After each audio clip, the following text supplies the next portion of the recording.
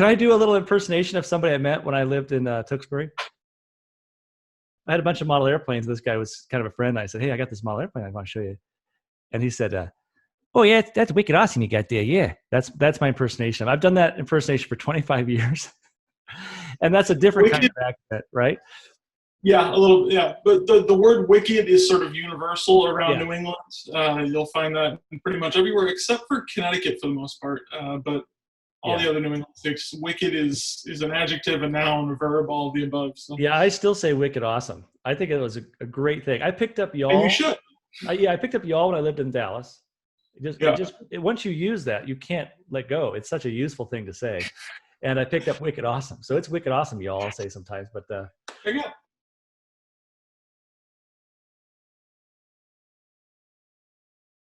so let's go back to what we were doing. I would like to introduce you. You're Matthew Lawlor. I know that. And you're a resident, as you said, in that area of near Agawam. And Yes. tell me about yourself a little bit. So I am a former resident of Agawam, Massachusetts. Mm-hmm. I live in North Carolina now, in the Wilmington area. I grew up in Agawam, was there all the way up through about 4 or 5 years ago now. I grew up maybe a couple hundred yards away from what was formerly Bowles Agawam Airport. As far as my background's all in fine art, but I'm also I guess, amateur historian, a researcher, and aviation has always been my passion since I was 2, maybe even earlier that I just can't remember. But I used to drag my parents as much as I possibly could to every airport in the area around Springfield, and spend afternoons watching planes land. I was born in the 80s, so Top Gun was a big part of my life. Yeah, just anything that flew was just awesome to me and still is, even today. So I got involved in sort of researching the history of my hometown a little over 10 years ago, and found out some great information that I thought was worthy of being noted and shared. So my project for the last decade has been to document everything that occurred at Bowles Agawam Airport as best I could, which a big part of, probably one of the most noteworthy parts, was Bob Hall and his brief time there, but some great aircraft that came out of it, including the Bulldog, obviously. Well, that's right. That's absolutely for sure. And I do have a couple of books that I've been reading about the area, which I found interesting. And you probably already have these, I'm sure. But the first one is, I actually have the precursor to this, which this is revisited, but I didn't have that handy. But there's 2 books written under the same sort of label. And this one here actually does cover some of that stuff. Sounds like you've seen that one. Then also this one here is interesting. Is very useful also. And I don't know, there might be other things as well too, but both of these I did find do have references to the airport and to the aircraft.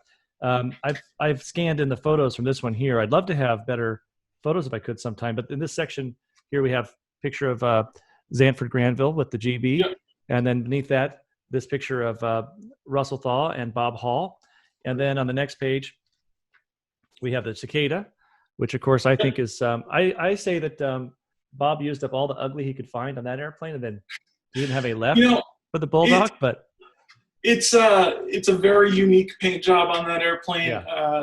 It grows on you over time, because honestly, I've looked at that plane for so long, and I honestly, I now find it beautiful. I don't know. Okay. It's okay. No, I maybe understand. You know what? Yeah, it just grows on you over time. Really, and then we also have this beautiful picture of the team. And the one thing is the caption says that's Bob Hall, but I don't think that is. I'm going to bring that picture. I don't think that's Bob Hall, but the unique thing about that photo actually is the gentleman standing in the white coveralls in the background there. That's Frank Lynch. Frank was the owner and pilot of the Cicada. Gotcha. Yeah, right there in the background, the second gentleman, the taller one, standing next to the Bulldog. So he did play a little bit of a role, I guess, with building the Bulldog as well, or maybe they just posed him with the photo. Yeah, well, honestly, I don't think it could make sense for it to be him, but the person here this is pretty clearly not Bob Hall, but it might be. Yeah, that's not Bob. It might be Zanford Granville, even though it doesn't make sense for it to be. I don't know. It's really tough to. There are some similarities with Zanford. I'm not entirely sure that it's him. Yeah, it doesn't make sense for it to be. He doesn't look tall enough, but his features are very similar. Do you know any of the other people in this photo by any chance? I don't have any names on the other gentlemen. I have been talking with a gentleman who lives in Westfield now. His great uncle, I believe, is one of the gentlemen in the front, but even he wasn't able to identify his uncle since so much time had passed between the time that photo was taken and now. Yeah, it's very hard. You lose the generation, and it's tough. I have some interest in history of an area in Nebraska where I was raised, and it was looking through photos of people that I know are my relatives, but there's no one left to identify exactly who they are. And it's a tragedy that's all lost at some point. Well, let's go back to the beginning a little more, because we're jumping in the middle. The middle is fun. The middle is the best part. But this airport, it has an interesting history besides what happened before. I was reading this book that I mentioned earlier, and it has a whole account of how the airport was set up. And I don't want to go into all the details and everything, but one of the things I thought was really interesting is they had a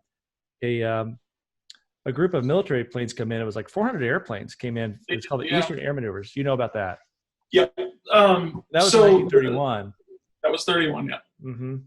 There are one note about both of those books. The authors did an incredible job with what they could find. There are some inaccuracies as far as the dates go in there. But yeah, 1931, the U.S. Army Air Corps at the time, which was the obvious precursor to the Air Force, decided to do basically a goodwill tour around the United States. So they set up the first Provisional Air Force. And it was a squadron or a unit of 700 plus airplanes. And they flew over all the major cities up and down the East Coast and in the Great Lakes area. And when they came to Massachusetts, they based themselves primarily out of Bowles Airport, but also over in Springfield Airport and then down in Hartford. And what they would do is they would go to these major cities and fly like mock attack runs and sort of pretend to be an opposing force that was attacking these cities. And people would come by the thousands to see them flying over and everything. And the largest landing of a single group of aircraft at any airport in the United States at that one time was Bowles. And that was in the middle of May of 1931. There was 414 or so aircraft. Wow. That's exactly what I was reading about. And I thought that was just fascinating. And I've just now brought up a map. This is from a website called, I think it's called Little Known and Forgotten Airfields, I think. And it's fantastic. If you are interested in this kind of stuff, you can lose a lot of time there. And it has a page on Bowles Agawam Airport. Is this something you're familiar with then? Must be. Yeah, I contributed some stuff to that website. Okay. So what you got is sort of a topographical map of the area. In the very, very upper corner on the right side, you'll see sort of a gold splotch. Yeah, that's Springfield Airport up over there. And this is where the Granville brothers were headquarters here. That's where they were based out of, yep. And Bob Bowles is the triangular shaped one on the lower side. Now, when they were operating and designing all their airplanes, they still used the Bowles Airport for their testing, right? They used both. So the Granville's facility, as far as construction goes, was based at Springfield Airport. All the designing, all the building went on there. But Springfield Airport was in a more urban area. It's a much smaller airfield as well. So what they would do is, because these planes had such powerful engines, such high stall speeds, they wanted room to sort of safely operate. So they flew them over to Bowles Field, which was much larger, was surrounded by farms and things like that. So if they ever got into any kind of trouble, they had room to sort of get out of it. So they operated out of the hangar at Bowles Airport. The GBZ was worked on there, as well as the R1 and the R2. There are a couple accounts of them actually removing the wings from GB aircraft and then towing them behind a truck to return them back to Springfield Airport, as opposed to flying them over. A lot of cool Granville brother history there as well. Well, that's very cool. I'm just going to scroll down a little bit on this webpage.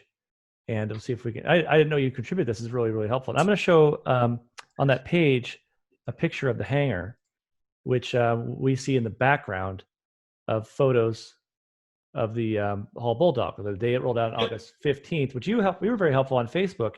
I posted a photo. You said, "Oh, you knew that date was August 15th, which would be the day it actually rolled out." We're only 4 days away from the 90th anniversary of that. That's true. Yeah. Or I'm sorry, it'd be 1932.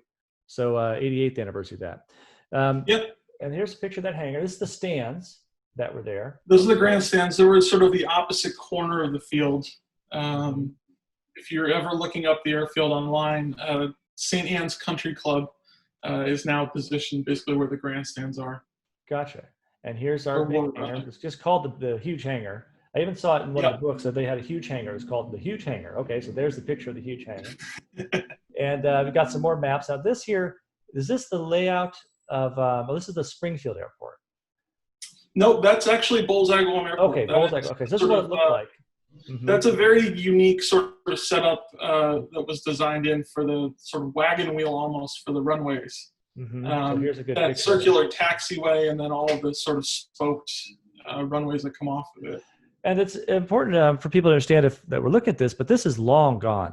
How long ago was this all turned into developed land?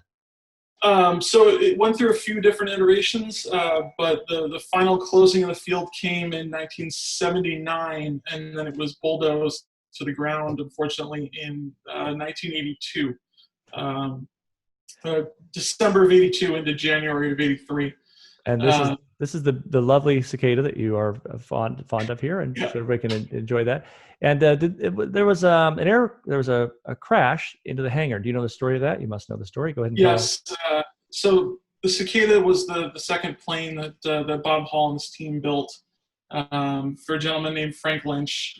Frank was a very wealthy businessman who he owned a patent on a special sort of packing device. Made his fortune that way. And following the 32 national air races, Frank and Bob went back to Bowles and were working more on the Cicada, being the only airplane they had left, really. And in a test flight in early December, just one day after the 1 year anniversary of Lowell Bales' death in the GBZ, Frank, there's varying reports as to what exactly happened, but basically Frank lost track of where he was in the surrounding area and actually flew the plane right into the sidewall and roof of the hangar and was unfortunately killed, and the airplane was destroyed. Wow. Okay, I didn't know that. Now was so the the Granvilles, they built their stuff in Springfield. They flew it down to Bowles and did their testing, and then Bob left them. And do you know the story of how Bob left the Granvilles? I've heard. So I'll just say I've heard several different versions of this story. There's a story that's told in this book here, which is a really great book, by the way, and it's by a Granville. My copy, I bought it on eBay and happened to be signed by several of the Granvilles. So that was a nice surprise. I didn't know that was going to happen. So maybe they signed them all, or maybe you get lucky. Go buy one of these on eBay. It's a fantastic book if you don't have it. But in this book, they really try and put to rest what they say was the media accounts that amplified a division between them. And they say it was basically a financial decision. But except for that one book, everything I've ever read says that they had a rift over the GBZ, and that Bob felt that it wasn't a safe, the situation that they put the pilot in wasn't safe, or the pilot put himself in an unsafe situation. That's the story I usually hear. I wonder if that's true. I don't have an answer, unfortunately, for you on that. My understanding in talking with some individuals and some members of the Hall family is that Bob had actually left well before they ever even took the Z out to have it tested for its world speed record runs. And it really was, from their account, a financial decision. They even though they had won all this money and fame in 1931 with the national air races with the Z, they still didn't have the funds to really pay him because they had dumped so much money into the development of the plane. So he had just decided, now's a great time. My name is out there. People know me. I'm going to start my own design business. Because Bob really was a huge player when it came to the design of not only the Z, but the E models, the Y models, all of the early Granville aircraft were predominantly his design and built under the Granville brothers name. Obviously, all members of the Granvilles had a hand in it as well, but Bob played a huge role in that and kind of took that notoriety with him when he left. And, and I think now's a good time to bring up that every good story needs a villain. And in this story, there are no villains, but there is someone who's sometimes made to be the villain. And I'm going to put a picture of him up here, and I wanted you to give me your perspective on this. Do you know, you must know who this is. Do you know who this is I'm showing you right now? That would be Russ Thaw and his mother. That's right. This is child actor Russ Thaw. Look, there's no remaining film footage of the films he was in, but apparently he was a pretty well-known child movie star, and his mother was a well-known actress. And go ahead. Actually, so that in itself is its own unique story. If you've ever heard the term "trial of the century," that term came from the Thaw family. That's right, because he had a really interesting childhood, and people have speculated for now almost a century over how that impacted the air racing in the 1930s, because he had such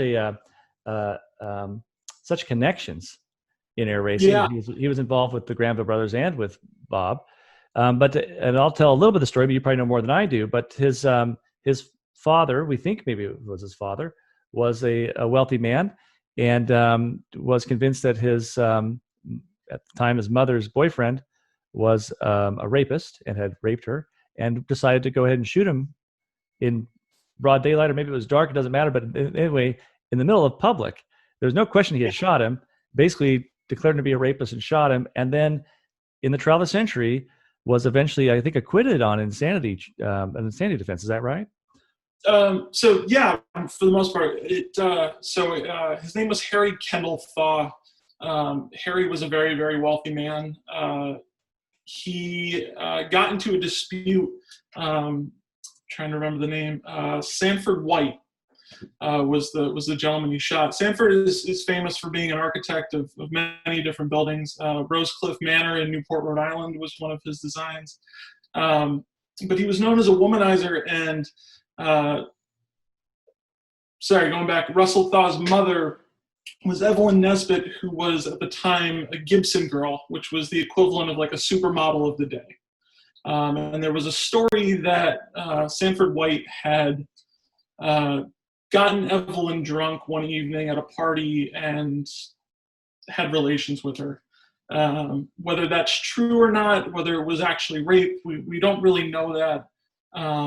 But years later, when Evelyn was married to Russell's father, he got drunk one evening at a play which was held on the rooftop of Madison Square Garden in New York. There's Evelyn. So he got drunk in the middle of the play. She's a nice-looking woman, by the way. I can see the fight. It makes a little sense, yeah. So in his sort of drunken stupor in the middle of this play, he saw Sanford and got up and shot him in the middle of the play in front of hundreds of people. And yes, he was tried for the murder. He did plead insanity, and I believe he was acquitted, but he was still assigned to an insane asylum for the day for many years. And the question came up, Harry Kendall Thaw refused to pay any kind of child support, refused to give any of his fortune to Evelyn, because he claimed that Russ was an illegitimate child because he wasn't born until after Harry went to prison. Evelyn claimed that it was a conjugal visit when he was conceived and that he was completely illegitimate child, but there were a lot of back and forth. And so Russ Thaw was never brought up as a wealthy, high-class person, even though he still had the connections with the Guggenheim family, who later funded the building of the Bulldog for him. Now, right there, isn't that the exact formula that it takes to create a supervillain? Wouldn't you agree? Yeah. Sort of murky background. There's murder and deception and all these things that go along with it. You've got sex and probably alcohol and murder. That's basically the three elements of film noir. And and I'm surprised, truly, I'm genuinely surprised that no one has ever bothered to make a movie of this period of air racing that I know of anyway, because this is not the only example of amazing characters and stories that go back to this time. And we don't have time, unfortunately, to go through all the stories that we probably both learned about this. But this person was clearly raised in an environment that was not a healthy environment for him. This adopted father, or his actual father, was abusive, and it surely made a difficult life for him. Now, at the time, I don't understand what it was like at the time exactly, but there probably wasn't all the counseling opportunities you have now. So maybe there was some internal conflict for him to deal with. And we don't want to judge him. It's almost 100 years later. But his story, part of it is the trouble that he was involved in with Bob Hall. And I can lead the story a little bit, and you can tell more of it. But the story is that when Bob left the Granville brothers, he had to have money to build an airplane. And he went to the Guggenheims. Marion Guggenheim offered to pay for the development of the airplane, with the provision that her basically corporate pilot, which was Russ Thaw left the acting stuff behind and became a pilot, and was a young man, I think in his early 20s at the time, but had made an impression on Marion. And they decided that Bob Hall could design the airplane for Russ to fly in the Thompson Trophy race. That was the plan. And then I have some really great stuff I got from Kevin Kimball. I've interviewed him recently, and he sent me probably a 13, 14-page document from Primo Galetti. Have you seen this already, or is this be your first? I was just glancing over it the other day. It was in the Dropbox file you shared. And I'll upload that to our website so people can see it. But it's basically 13 or 14 pages of Primo's handwritten comments on the development of the Bulldog and the events that took place from August 15th or so until the race. And in there, those events, there's a lot of drama because Russ came to pick up the Bulldog, and Russ was probably the reason why the Bulldog changed in looks over such a short period, because the story is he just wasn't probably ready for that aircraft. He was a young pilot, not ready. What do you think of that?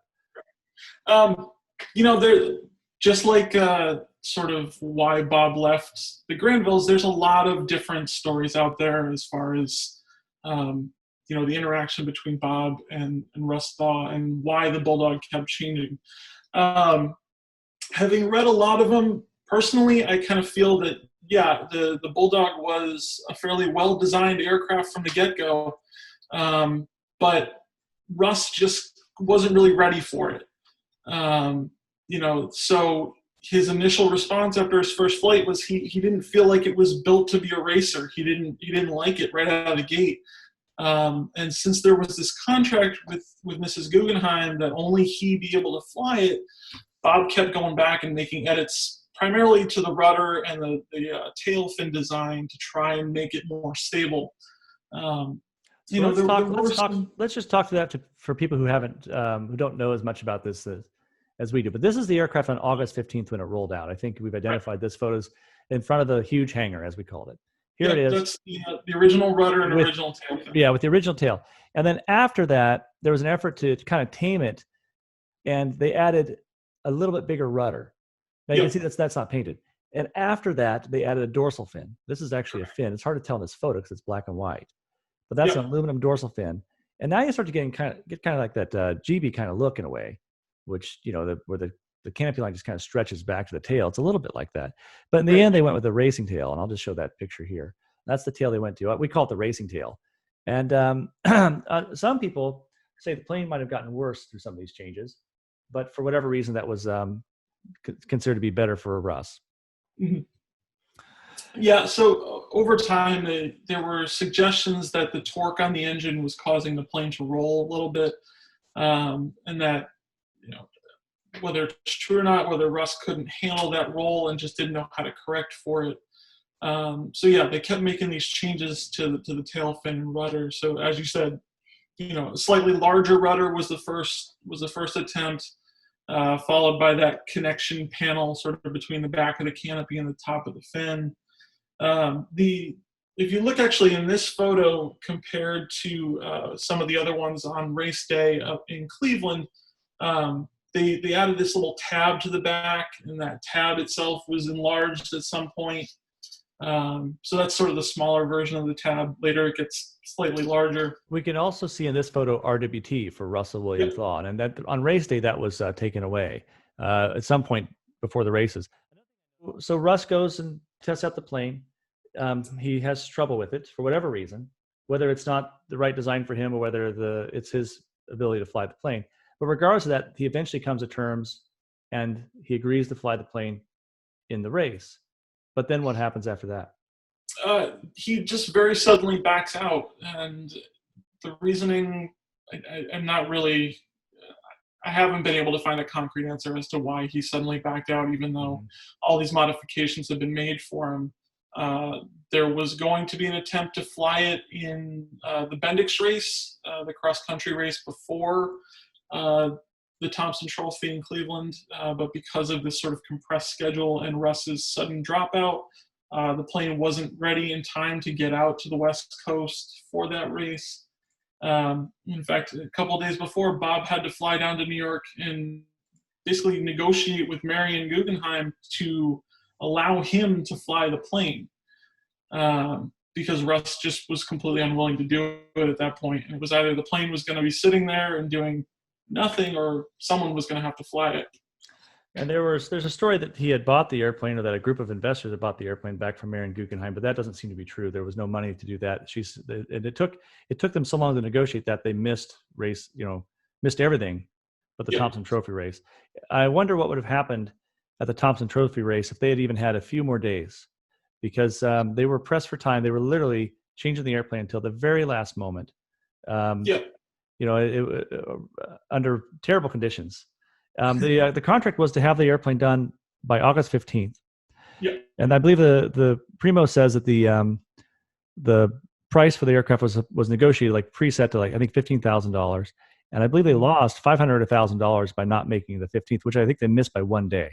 Yeah, Marion instilled this fine system. If they didn't meet the deadline, she was going to fine them for every day it took before the plane actually got into the air. They were set to go really on the 14th, but for whatever reason, Bob held off for another day just to make some final tweaks. And from what I've been able to find, they were charged that one-day fine because it didn't get into the air. Which is about $20,000 or so in today's money. So it's a significant amount of money. And in those days, you could make a lot of money racing. The idea that they would build planes to win, that made sense because you could win $15,000 maybe on one race. Right. Yeah. Maybe I'm wrong. I can't remember the exact amount, but it's a lot of money. I don't know the exact amount. I think you're probably talking in the $6,000 depending on the race. But if you went to Cleveland and competed in 3 or 4 races, that prize money adds up really quickly and could cover the entire build for the plane. So yeah. So I brought up the notes from Primo that I can just scan or page through real fast. We're not going to read all those, but they're really exciting to read if you're interested in this sort of thing. He wrote these starting on August 14th when they named the plane the Bulldog, and then continuing the 15th, he has all of his comments. And this is where he kind of describes how the test flights went. One of the things I think is very interesting is Kevin Kimball pointed this out to me is that there's been a lot of stories of how the aircraft had differential system built into the ailerons because it had a problem in the when they were landing the airplane, that it would have what's called aileron reversal. When they would roll the airplane, try to roll the airplane left, it would go right, and that can happen because of various reasons. But there's no mention of that from Primo at all, and I've always wondered if that's actually true. So maybe the airplane would fly fine without it. I wonder if we could try that out. But it does go through his notes go through all the other things that are going on at the time with the Guggenheims and with Russell. And I want to point out before we move on from him that he did eventually he had a very successful career as a test pilot, and I think acquitted himself completely of any slander that he could not fly an airplane. It was a lot of airplane for a very young person. A lot of people had trouble, and I think I'm scared of it. I'm afraid of it. Most people who know me say, "What are you thinking? This is a very, very dangerous airplane." So I don't blame him. There might be a moment where I decide not to fly it too. But regardless of that, he did eventually go on to become a very successful test pilot. And I can't remember who he worked for. Maybe you remember, but it was he did fighter jet testing after World War II. It was Lockheed, I think. Okay.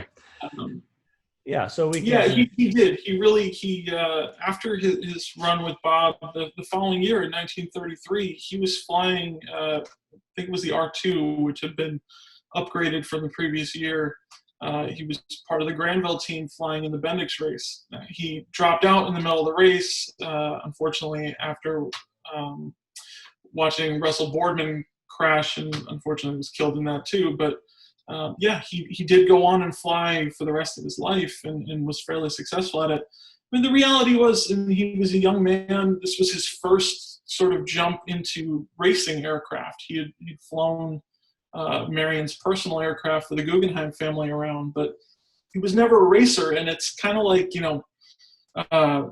sort of jumping in and starting running in the Olympics. He just, there was no experience leading up to it, even in, smaller engines and less powerful aircraft. He just went right into the deep end of the pool. Yeah, nowadays we have so many stages you go through as a pilot that are really controlled by the insurance companies. They're not actually controlled by the FAA. The FAA has a layer on top, obviously, that make sure some things to be a pilot. But when you try and step up from one airplane to another, it's really the insurance company saying, "Now hold on there, pal. Let's see what you can do." And they make sure you have some kind of time in an equivalent type. They make sure you have time with an instructor to get you ready. But then that sort of idea didn't exist. If you were a pilot, you were a pilot and you flew airplanes, and that's an airplane, so go fly the airplane. There wasn't any kind of thought, and there was just about how to train somebody for it. It was just a matter of personal bravery more than anything else. And the truth is, a lot of people were dying in airplanes at that time. Yeah. So you can't blame somebody for being upset. Now, this book, I brought it before, does make the claim that when the Boardman crash happened, that Thaw had ground looped the airplane and wouldn't own up to it. So there's some interesting stuff in there. You can read this from either direction. I mentioned him as a villain just for fun, because there's no villains. He has his place. No, there really isn't. I mean, there's even accounts while the R1 and R2 were being built by the Granville team and the Bulldog was being built by the Halls, the two different competing companies used to play baseball against each other. So they would hang out in the evening and play these baseball games just on the field around Bowles Airport and in Springfield. So there was a very positive energy between both camps. There's an account of Jimmy Doolittle jumping in Cleveland and helping with the modifications to the engine cowl and the propeller of the Bulldog before the Thompson race, just to try and help the friends get this ready to go to compete. So it was a very gentlemanly interaction. Obviously each team hopes they win, but right. That matches my understanding too. You have sort of a media narrative that once it gets cemented in history, it's very hard for people to discard. But the media doesn't always record, these intimate details between people very well. They're telling a story, and a story that will sell papers. And at that time, the best way to get people excited about this stuff was to talk about the rivalries, and they were probably overstated. But clearly, in fact, I've seen interviews with Bob Hall and these other people talk about each other with no animosity whatsoever. Of course, Hall wanted to win. And I think the argument can be made that it was possible, but he didn't. And I think in the end, everyone understood that and moved on. So we had the August 15th photos, that area there. We have all the development work that went on with the Bulldog. And then we have the race. And the race itself must have been a majestic, beautiful thing. I wish I could have been there with hundreds of thousands of people at the National Air Races to watch not just this race, but a whole week and a half, I think, of air races, of which this was the big one. The Thompson Trophy race was the deal. And you must know a lot about how the race went for Bob. It didn't go very well. He was the first one off the ground. He jumped out to first place really quickly, but then within the first lap, I believe he was passed and just never regained it. I think he finished 6th overall out of 9 planes. It didn't work out the way he wanted it to. It just didn't work out, did it? So there's a lot of people who speculate why that didn't work out. And some people say that there was, and you probably heard all this, but some people say there was problems with the carburetor system. Other people say it was problems with the fuel system. Other people say it was problems with the propeller. Some people say it's sabotage. I brought these up to Kevin, and he just pointed out that this is a time of very rapid development, and it took a lot of maintenance work, and sometimes things would go well and sometimes things wouldn't, which makes a lot of sense. But do you have any perspective on what happened and why it didn't go a little better for the Bulldog? Like you had said before, they were working on this plane right up until the start of the race. We haven't really talked about it, but the Bulldog, when it was initially designed, had a very unique exhaust system to it. The exhaust, instead of exiting the plane out the back of the cowl and along the side of the fuselage, was initially designed to come out the sides of the cowl at sort of 90 degrees to the wind. And there were some thoughts that would improve the engine performance. And at the very last minute, Bob decides to get rid of that. They alter the exhaust system. They cover up the holes in the cowling to try and make it a little bit more streamlined.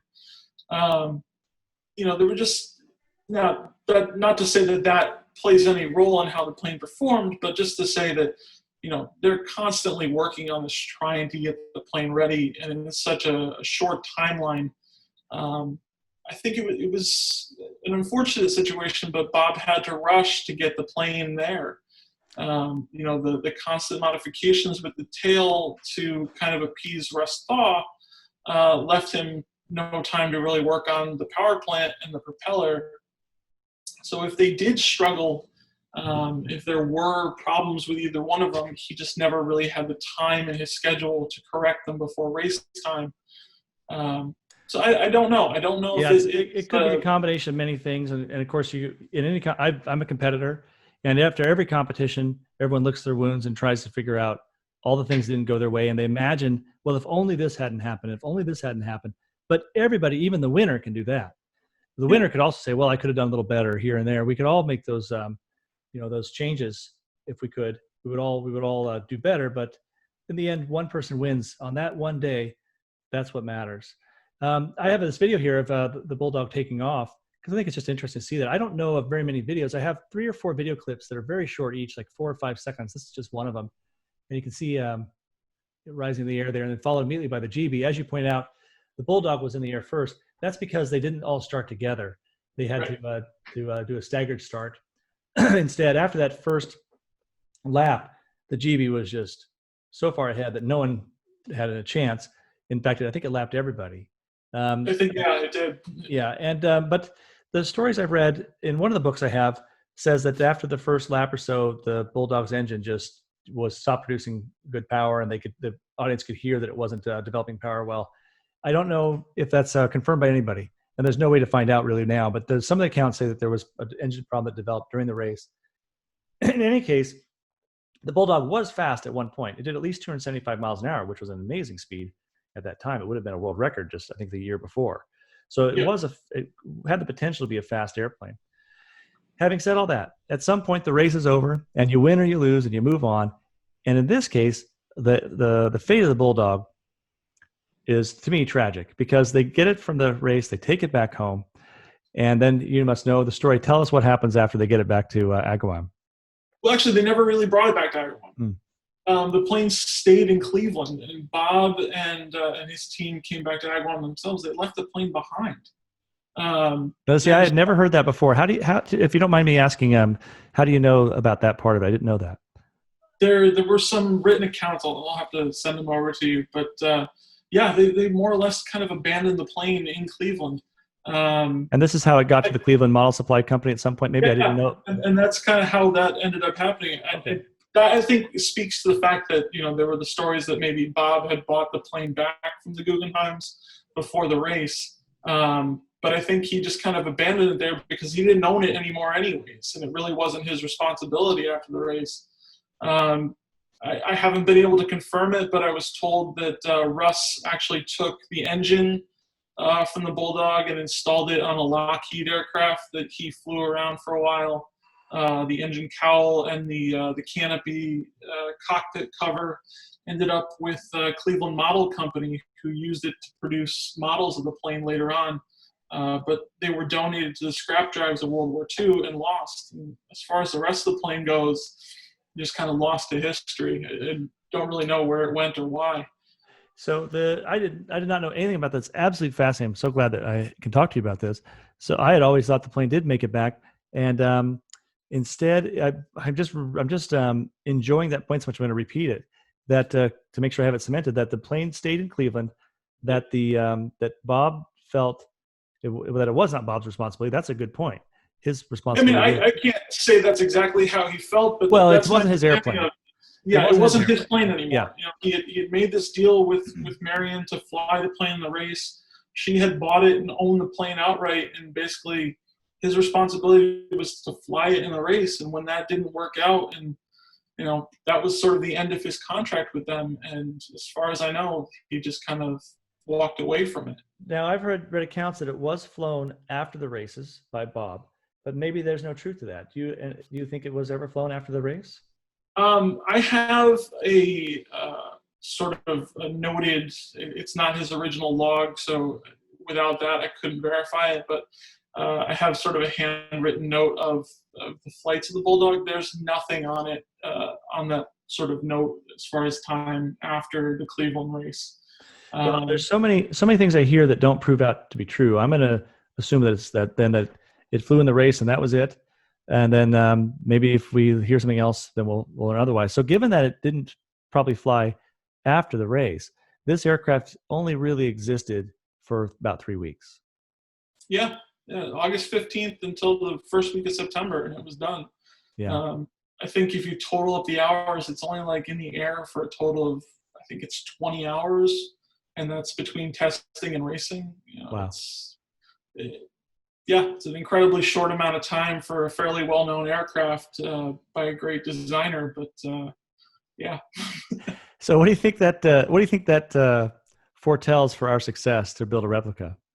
I have such great hopes, and I honestly feel really positive about this replica. I think, depending on what way you decide to go with it, I think you might be able to put to bed the thoughts that the tail fin and rudder aren't, up to full spec on it, and that it was, if you decide to go with a more original design on the tail and rudder, you might be able to disprove that the plane wasn't ready to go right out of the gate, or that maybe Russ did have some problems. But yeah, in looking over the amount of time it spent in the air, the distances that it did fly in that very short, brief amount of time, I have no hesitation. And again, I'm not a pilot, so I can't speak to this on a really educated level, but I think it will do very well. Well, I think so too. It's there's maybe form follows function. Maybe that's my my artistic part of my brain making me believe that. But I've been around airplanes my whole life. I look at that airplane, I think that is a really nicely designed, beautiful airplane. There's no reason why it can't fly like basically a normal aircraft. I don't really see a lot of the problems that people seem to imagine will be there. It would be heavy. It's very heavy. The common, like my Extra, I fly an Extra 330 SC, which is a very common competition aerobatic airplane. It weighs about 1,300 pounds. This plane will weigh about twice that, something like that. With full fuel, it will weigh 4,000 pounds. We won't put full fuel in it. There's no need for that. I don't know why anyone would ever put 210 gallons of fuel tank unless you're doing a long distance race. I suppose that's what they were. Yeah, they were going to do the Bendix race initially right. with it. So that's a lot of gas. Yeah, you're taking off with 1,500 pounds of gas alone. Forget the rest of the airplane. That's a lot of gas to be carrying around. But that's how long distance racing worked. But it has a little bit of unusual configuration. I've done a lot of flight sim work, and I've put this aircraft in our flight sim, and it works fine. I've seen many models flown. They seem to fly okay. There's going to be issues, but we think it's a perfectly flyable airplane. We'll see. It'll be very interesting. Yeah. I like your idea about trying out the different tails. The plan is to try out the tall tail, the race tail first, and then after some success to move to the smaller tail, because we think the smaller tail is the more beautiful of the tail. Yeah, I definitely think that's the more attractive looking design with the original tail. It is, and we have to also think, with a project like this, you have to figure out what moment in time you're trying to replicate. No one really has a lot of the details. We have good drawings. We have more details than I thought we'd have. But already we've collected more than I thought we'd have. We're in pretty good shape. But you still have to pick which version of it is the one that you want to produce, because you have different cowls, you have different tails, you have sheeting on the horizontal stab, you have probably other changes we haven't identified yet. And in the end, and you're really talking about a moment in time, because it was really in one of these forms for a moment, and then it was it was like in this test flight they try this tail, then now it's time for another test flight. So why would which one do you want to pick? Well, you could go with the most beautiful, or you go with the one that's most historic, which would be the racing configuration. The racing configuration is the one that's most historic. If you're going to try and prove that the airplane can be fast, it makes sense to start with the racing configuration. But what we've talked about also is that what if Bob had had another couple weeks? The races end. Guggenheim says, hey, let's make the thing fly better for next year. Then what would happen in those 2 weeks? And there's probably a number of things that would have been much, much better about the airplane given a little bit more time. The airplane looked a little rough in some areas. The sheeting was kind of warped. It didn't really, around the tail, it wasn't really like the greatest job. So it kind of feels like if we try and make it exactly like the racing configuration, it doesn't really have the aesthetics that it could have had if there had been just a little more time to polish it off. So maybe a few little changes here and there to make it look a little prettier than it was on race day might be in order. And we also have to think about safety. We need modern brakes. We need a proper tail wheel. This plane is not going to fly, a dozen times. If we get this thing flying, we need it to fly for 10 years and be safe for somebody to fly in. So we'll have to make some concessions there. But the hope, of course, is to make it look and act like the original as much as possible. Absolutely. That's great. Yeah. It's, safety's got to be your first concern. And then that's absolutely where you should go. But whatever form it takes, I'm just happy to see that the project's continuing and that it has the potential to get into the air sometime soon, because I think it'll be incredible. Yeah, me too. Well, I've been excited about this for a long time. It's a real dream. So Matthew, I just really thank you for taking time to talk with me. It's been a little bit. I think we've been on the call for about an hour or so, and that's plenty for everybody to digest. I hope everybody enjoys it. I know you might have some more information than I have. I open up my Dropbox to you. I would love to have anything you have on, anything you collect. I'm looking for the highest quality scans I can get of all the photos, all the period information you can find. If you have anything, please help us out with it. Yeah, I'll send some over. I have some old negatives. I've got to get them scanned in for you, but I'll get those over to you as soon as we can. Thank you so much. Okay, Matthew Lawlor, thank you a ton for joining me on the Hall Bulldog Project. Yeah, and okay, Ray, I will see you next time, and I'm not sure what the next interview will be, but I'll let you all know soon. Thank you for watching.